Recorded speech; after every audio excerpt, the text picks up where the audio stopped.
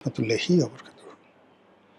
সম্মানিত দর্শক, ভারতে জুলাই বিপ্লব সম্ভবত দানা বেঁধে গেছে। সেখানে যারা তরুণ প্রজন্ম বাংলাদেশের মতো করেই সেখানে তারা একটি আন্দোলনকে সার্বজনীন করে ফেলেছে। বাংলাদেশের মতো এবং নেপালের মতো জেনজিদের যে আন্দোলন, সে আন্দোলনে দেশের সকল গুরুত্বপূর্ণ রাজনৈতিক দল, বিজেপি এবং তাদের যারা সহযোগী তারা ছাড়া প্রায় সবাই রাজপথে নেমে গেছেন। দিল্লি এখন রীতিমতো অগ্নিগর্ভ। আমার জানা মতে সেই যতদিন থেকে রাজনীতি দেখছি, দিল্লির মাটিতে এত বড় বিদ্রোহ, এত বড় বিপ্লব এটা কখনো দেখা যায়নি। সেখানে কংগ্রেস থেকে তৃণমূল কংগ্রেস, আম আদমি পার্টি থেকে শুরু করে আরও অনেকে, তারা সবাই এই জেএনজির সঙ্গে যুক্ত হয়েছে নরেন্দ্র মোদী সরকারের পতনের জন্যে এবং একই সঙ্গে তাদের দাবি আদায়ের জন্যে। এই আন্দোলনকে চাঙ্গা করার জন্য পশ্চিমবঙ্গের সাবেক মুখ্যমন্ত্রী মমতা ব্যানার্জি তিনি সেই দিল্লিতে রওনা করেছেন বা দিল্লিতে গেছেন। অন্যদিকে ভারতের অন্যতম মেগা স্টার থালাপতি বিজয়, যিনি তামিলনাড়ু থেকে সম্প্রতি প্রধান মুখ্যমন্ত্রী নিযুক্ত হয়েছেন এবং তামিলনাড়ুতে তার যে উত্থান এটা বিস্ময়কর। সবাই সেখানে তাকে অনেকটা দেবতার মতো মনে করে। এমনি তামিলনাড়ুর যে রাজনীতি, সেখানে সবসময় চলচ্চিত্র জগতের যারা নায়ক এবং নায়িকা তাদেরকে সবাই দেবতার আসনে বসান। যেমন একেবারে রামচন্দ্রন যিনি ছিলেন, সবাই তাকে আসলে রাম হিসেবেই সম্মান জানাতেন, ভক্তি করতেন, শ্রদ্ধা জানাতেন এবং যতদিন তিনি ছিলেন ততদিন জনগণ তাকে দেবতা রাম হিসেবে নির্বাচিত করেছে। এবং রামের পরে সীতা রূপে বা রামের স্ত্রী রূপে, রামের প্রেমিকা রূপে জয়ললিতাকে তারা যেভাবে তাদের টোটাল তামিলনাড়ু রাজ্যের মা হিসেবে তারা সম্মান করেছেন, একেবারে মৃত্যু পর্যন্ত এটি ভারতের অন্য কোনো প্রদেশে কল্পনাই করা যায় না।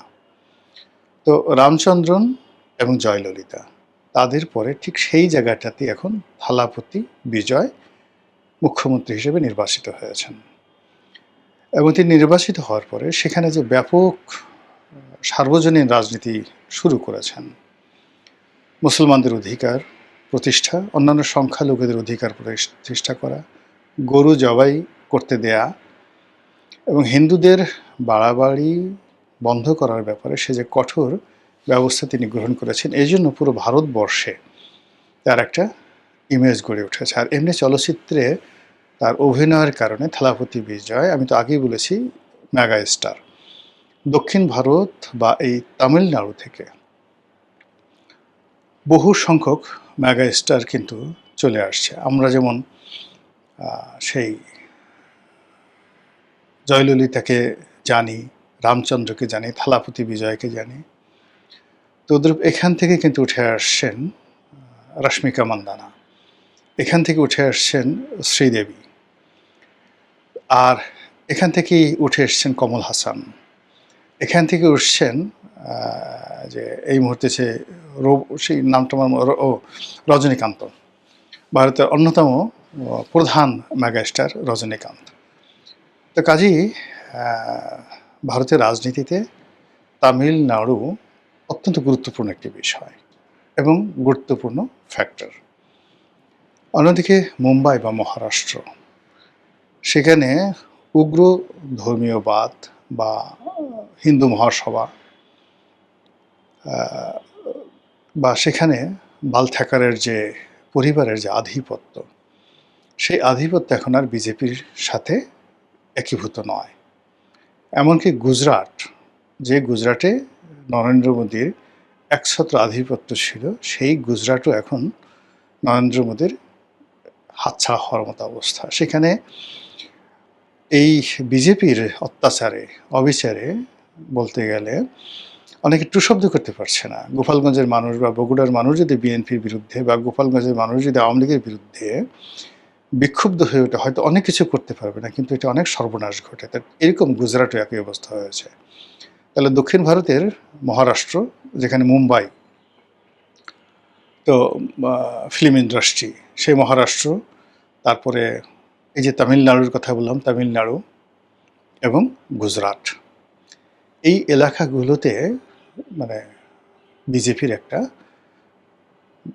যাকে বলা হয়, বিরাট একটা হোল্ড ছিল। সেই হোল্ডটা এখন আর নেই। অন্যদিকে দিল্লি এবং উত্তর ভারত, দিল্লি, তার পাশে আপনি যদি ধরেন ইউপি, উত্তরপ্রদেশ, তারপরে ধরুন মধ্যপ্রদেশ, এরপরে মধ্যপ্রদেশের পরে আপনি কাছাকাছি, দিল্লির কাছাকাছি হরিয়ানাতে যান, তারপরে আপনি চলে আসেন মাদ্রাজে, এরপরে কলকাতাতে, আর কলকাতার বাইরে অন্য সেভেন সিস্টার। এই জায়গাগুলোতে আপনি গিয়ে দেখেন যে মুসলমানদের উপরে যে বিজেপির অত্যাচার, এ কারণে অন্যান্য যারা ধর্মীয় সংখ্যালঘু রয়েছেন তারাও মুসলমানদের পক্ষে দাঁড়িয়ে বিজেপির বিরুদ্ধে দাঁড়িয়ে গেছে। কিন্তু এদের ক্ষমতাটা, বাংলাদেশে আওয়ামী লীগের ক্ষমতাটা যেভাবে অপ্রতিরোধ্য হয়ে পড়েছিল 2022, 23, 24 সনে, বিজেপির ক্ষমতাটা ঠিক ওই পর্যায়ে চলে আসছে। এবং সর্বশেষ মমতা ব্যানার্জিকে হারানোর জন্য মার্কিন ডিপ স্টেট এবং নরেন্দ্র মোদী যে পলিসি তারা গ্রহণ করেছে, এটি পশ্চিমবঙ্গের শত বছরের যে রাজনীতি, এবং পশ্চিমবঙ্গের রাজনীতি মিন্স ওয়ার্ল্ড ক্লাস রাজনীতি, সেই রাজনীতিটাকে সম্পূর্ণ ধ্বংস করে দিয়ে এখন সেখানে যাকে মুখ্যমন্ত্রী বানিয়েছে, এরকম মুখ্যমন্ত্রী মানে পশ্চিমবঙ্গ কখনো কল্পনা করেনি। তো এরই মধ্যে যেটা হলো যে বাংলাদেশে যেভাবে কোটা বিরোধী আন্দোলন, সেই কোটা বিরোধী আন্দোলনের মতো সেখানেও ককরোচ পার্টি তার আন্দোলন শুরু করেছে। বাংলাদেশের কোটা বিরোধী আন্দোলনের যারা নেতৃবৃন্দ ছিলেন তাদেরকে যেভাবে রাজাকারের নাতি এবং পুতি বলে গালিগালাজ করা হচ্ছিল, সেইভাবে এদেরকে তেলাপোকার সঙ্গে তুলনা করা হয়েছে। এই জন্য তারা নিজেদেরকে রাগ করে নাম দিয়েছে ককরোচ পার্টি। সেই ককরোচ পার্টির নেতৃত্বে আন্দোলন চলছে, এবং সেই আন্দোলনে সর্বভারতীয় যত নরেন্দ্র মোদী বিরোধী রাজনীতির স্টার রয়েছেন, সুপারস্টার রয়েছেন, বলিউডের যে সকল সুপারস্টার রয়েছেন, সে সকল দক্ষিণ ভারতের সুপারস্টার, বলিউডের সুপারস্টার, কলকাতার সুপারস্টার, সবাই দলে দলে এখানে যোগদান করেছেন। সেখানে দেখলাম নাসিরুদ্দিন শাহ, শাবানা আজমির মতো কিংবদন্তির যারা হলিউড মানে বলিউড স্টার, তারা এই ককরোচ পার্টির তরুণদের সাথে সামিল হয়েছেন। একেবারে বাংলাদেশে যা কিছু ঘটেছে হুবহু তার ডুপ্লিকেট, নেপালে যা কিছু ঘটেছে তার ডুপ্লিকেট সেখানে ঘটেছে। এখন নরেন্দ্র মোদী কি দেশে থাকতে পারবেন? না, সদল বলে তিনি পালিয়ে যাবেন। এগুলো পরের প্রশ্ন। কিন্তু এখন যে ঘটনাটা বলতে যাচ্ছি, খুব সংক্ষেপে দুটো বিষয় বলি। ফার্স্ট থিং হলো যে এই নরেন্দ্র মোদীর যে সময়টি, এই সময়টি আপনি চিন্তা করুন যে ভারতীয় রাজনীতিতে সাধারণত 10 বছর পরে একটা শনির দশা এসে যায়। তো নরেন্দ্র মোদী যখন ক্ষমতায় এসে গেছেন, যে সময়টাতে আসছেন, সেখান থেকে তার 10 বছর হয়ে গেছে, এটা থার্ড টার্ম। এবং এখন থেকে তার যে শনির দশা তাকে ঘেরাও করেছে, এটা থেকে রক্ষা পাওয়া খুব কঠিন। 2 নম্বর হলো তার অহমিকা বোধ, তার উগ্র ধর্মীয় নীতি, এবং সব জায়গাতে হিন্দু আনা প্রতিষ্ঠা করা যে প্রচেষ্টা, এই কারণে he has created a huge enmity around the world, সারা দুনিয়াতে। বুসার অফ গুজরাটের যে কসাই, সেই কসাইটিকে তিনি এখন সমস্ত ভারতবর্ষে সেটা পৌঁছে দিয়েছেন। এবং তার সেই যে ক্ষমতার দম্ভ, এটি যে কোন পর্যায়ে, এটা এখন টের পাওয়া যাচ্ছে। আর এখানে আমেরিকার সঙ্গে তার যে সম্পর্কটি, সেই সম্পর্কটি বিশেষ করে ট্রাম্প প্রশাসনের সঙ্গে দাগ কুমড়ার সম্পর্ক, এবং এখানে মার্কিন ডিপ স্টেট মারাত্মক মানে বিনিয়োগ করে চলেছে। এবং একই সঙ্গে যাকে বলা হয়, যদিও মোসাদ এবং নেতানিয়াহু এখনও তার পক্ষে আছেন, কিন্তু ভারতের রাজনীতিতে মোসাদ কৌশলগত একটা যাকে বলা হয় ফ্যাক্টর, কিন্তু সর্বভারতীয় রাজনীতিতে নেতানিয়াহু যেখানে নিজেই বিপদে আছেন, সেখানে নরেন্দ্র মোদীকে এই মুহূর্তে তিনি কোনো লজিস্টিক সাপোর্ট দিতে পারবেন না। এবং ইরানে আমেরিকা এবং মোসাদের মধ্যে যে যুদ্ধ চলছে, এখন বলা হয়ে থাকে যে ইসরায়েলি ইরানকে খেপিয়ে দিয়েছে আমেরিকার বিরুদ্ধে যুদ্ধ করার জন্য। তো এরকম একটা যাকে বলা জটিল রাজনীতির মধ্যে ভারতে মিস্টার নরেন্দ্র মোদী আমেরিকার চক্ষুশূল হয়ে পড়েছেন। আরও স্পষ্টভাবে যদি বলি তাহলে মিস্টার ডোনাল্ড ট্রাম্প নরেন্দ্র মোদীর আচার এবং আচরণকে ব্যক্তিগত অপমানের পর্যায়ে নিয়ে গেছেন। ফলে তিনি তাকে গদিচ্যুত করার জন্য সর্বশক্তি নিয়োগ করবেন, এটা স্বাভাবিক। এবং তারই যাকে বলা হয় ধারাবাহিকতায় সার্জিও গোর, নরেন্দ্র মোদীর রাষ্ট্রে দিল্লিতে জনাব ট্রাম্প যাকে রাষ্ট্রদূত হিসেবে নিয়োগ দিয়েছেন, সার্জিও গোর, তিনি পুরো মার্কিন রাজনীতিতে ডোনাল্ড ট্রাম্পের একমাত্র বন্ধু। এই মানুষটির অত বন্ধু নাই, তার অনেক মেয়ে বন্ধু আছে, কিন্তু ছেলে বন্ধু এই সার্জিও গোর। তো তাকে ভারতের যখন রাষ্ট্রদূত করা হয়েছে এবং তিনি এখন এই বাংলাদেশ নিয়ে, ভারত নিয়ে, শেখ হাসিনা নিয়ে, কংগ্রেস নিয়ে যেভাবে তিনি খেলছেন ওখানে, বাংলাদেশে ঠিক একইভাবে ডোনাল্ড লু এবং পিটার হাস খেলেছিলেন, বাংলাদেশে এবং পাকিস্তানে খেলেছিলেন। ঠিক সেম কাজটি এখন সার্জিও গোর করছেন বাংলাদেশের ক্ষেত্রে। টিল নাও ইনি বাংলাদেশে আসতেছেন।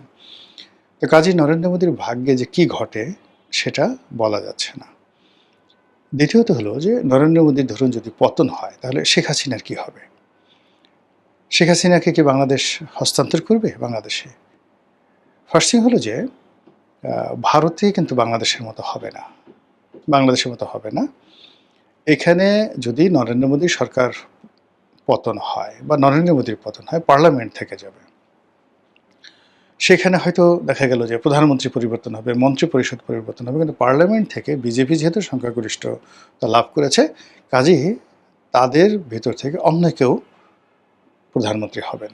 এটা হলো প্রথম সমীকরণ। দ্বিতীয়ত হলো রাজনৈতিক দলগুলো যদি চাপ দেয়, তাহলে হয়তো বিজেপি যদি বলে, অর্থাৎ নরেন্দ্র মোদীর পরে যিনি প্রধানমন্ত্রী আসবেন তিনি ইচ্ছা করলে একটা মধ্যবর্তী নির্বাচনে যেতে পারেন। তো ঘটনা যাই হোক না কেন, সেক্ষেত্রে কংগ্রেস গুরুত্বপূর্ণ ফ্যাক্টর হিসেবে আসবে, রাহুল গান্ধী, সোনিয়া গান্ধী ভারতীয় রাজনীতিতে। এবং আপনারা জানেন যে আওয়ামী লীগের সঙ্গে, নেহেরু পরিবারের সঙ্গে একটা ঐতিহাসিক সম্পর্ক রয়েছে। বর্তমান প্রিয়াঙ্কা গান্ধী, তারপর সোনিয়া গান্ধী, রাহুল গান্ধী, এদের সঙ্গে শেখ হাসিনা এবং এই শেখ পরিবারের যে ব্যক্তিগত সম্পর্ক, এটি নরেন্দ্র মোদীর সঙ্গে এই সম্পর্কটা কল্পনাই করা যায় না। নরেন্দ্র মোদীর সাথে সম্পর্কটা হলো ফর্মাল, রাষ্ট্রনৈতিক, স্বার্থ সংশ্লিষ্ট। কিন্তু গান্ধী পরিবারের সঙ্গে শেখ হাসিনার সম্পর্ক হলো আত্মিক। কাজে এখানে যে রাজনৈতিক পট পরিবর্তন হবে, সেই পট পরিবর্তনে সঙ্গত কারণে এখানে ক্ষমতায় আসবে যাকে বলা হয়, ক্ষমতায় আসবে সেখানে কংগ্রেস, বা কংগ্রেসের সাথে অন্য যে রাজনৈতিক জোটগুলো রয়েছে, মোর্চায় রয়েছে তারা, এবং তাদের সঙ্গে শেখ হাসিনার সম্পর্ক বর্তমান বিজেপির চাইতে আরও বেশি। ২ নম্বর হলো কংগ্রেসের সাথে বাংলাদেশের যে সম্পর্ক লিবারেল, বিজেপির মতো না, সেটা আলো লিবারেল। এবং সেক্ষেত্রে বর্তমান বিএনপির থেকে শুরু করে আরও অনেকের সাথে ভারতের যে সম্পর্ক কংগ্রেসের মাধ্যমে, এটি আরও সহজতর হবে। একেবারে থার্ড অপশন হলো যে ভারতে কোনো অবস্থাতেই জরুরি আইন হতে পারে, কিন্তু মার্শাল ল হবে না। রাজনীতিবিদদের হাতে ওখানে গণতন্ত্রটা এত শক্তিশালী যে সেখানে বাংলাদেশের মতো এরকম 111, 211, 311 এগুলো কল্পনাই করা যায় না। পাকিস্তানের মতো ওখানে সামরিক শাসন কল্পনাই করা যায় না। এবং ওখানে সেনাপ্রধান যত কিছু হোক না কেন, তিনি প্রতিরক্ষা মন্ত্রীর সামনে এভাবে মাথা উঁচু করে দাঁড়াবেন, নট লাইক দ্যাট। আবার ওখানে সেনাপ্রধানকে বা সেনাবাহিনীকে রাজনৈতিক লোকজন তাদের ব্যক্তিগত ভোট রিগিংয়ের কাজে ব্যবহার করবেন, এটি একেবারেই অসম্ভব ব্যাপার। ফলে ওখানে অনেকে দেখলাম যে বাংলাদেশে খুব যাকে বলা হয় নরেন্দ্র বিরোধী যারা বিরোধী লোক আছেন, তারা ইন্টারনেট ফাটিয়ে ফেলছেন যে সেনাপ্রধান নরেন্দ্র মোদীকে হুকুম দিয়েছেন যে তুমি দেশ ছেড়ে পালিয়ে যাও, জাস্ট লাইক বাংলাদেশের মতো করে। তো এই জিনিসগুলো হবে না। এখানে যেটা মানে 90% সম্ভাবনা, সেই 90% সম্ভাবনা হলো যে নরেন্দ্র মোদী তার উগ্রনীতি বাদ দিতে বাধ্য হবেন, আন্দোলনকারীদের সঙ্গে তার একটা সমঝোতা হবে, এবং ভারত তার যে উগ্রবাদিতা এটা বাদ দিয়ে অনেকটা লিবারেল ডেমোক্রেসিতে চলে আসবে। এটাও যদি হয় সেটাও মন্দের ভালো, আমাদের সকলের জন্য মন্দের ভালো। ২ নম্বর হলো নরেন্দ্র মোদী সরকারের পতন হতে পারে এবং সেখানে বিজেপি বিকল্প সরকার আসতে পারে, এবং এরকম ঘটনা কিন্তু বহুবার ভারতবর্ষে ঘটেছে। তো সেক্ষেত্রে নতুন যিনি প্রধানমন্ত্রী হবেন তার সঙ্গে একটা নতুন এরা চালু হতে পারে রাজনীতির। থার্ড হলো মধ্যবর্তী নির্বাচন। সেই মধ্যবর্তী নির্বাচনে হয়তো কংগ্রেস খুব ভালো করে ফেলবে এবং কংগ্রেস আবার ক্ষমতায় চলে আসতে পারে। তো এই সমীকরণ যেখানেই যাক না কেন সেটা কার্যত